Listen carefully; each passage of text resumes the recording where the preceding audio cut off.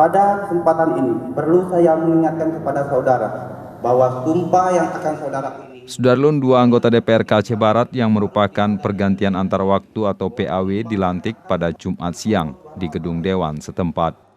Pelantikan dan pengambilan sumpah 2 anggota Dewan, yakni Usman Daud dari Partai Aceh dan Dr. Andes Hassam Sulbahri dari Partai Golkar oleh Ketua Pengadilan Negeri Melabuh, Alek Adam Faisal SH.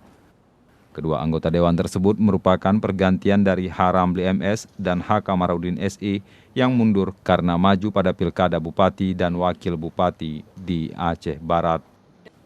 Bersamaan dengan pelantikan PAW, juga dilantik 2 wakil ketua Dewan, masing-masing Samsi Barmi dari Partai Aceh dan Usman dari Partai Golkar. Lengkap sudah anggota DPRK.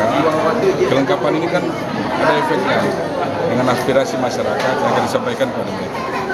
Karenanya kita apa yang sudah berjalan ini memang kita pertahankan bahwasanya kita pemerintah daerah, bupati, DPRK bekerja dengan giat untuk menunjukkan bagaimana upaya kesejahteraan itu segera terwujud.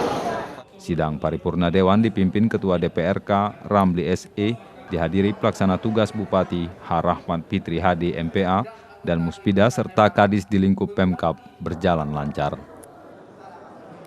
Dari Melabuh, Rizwan, Serambi On TV.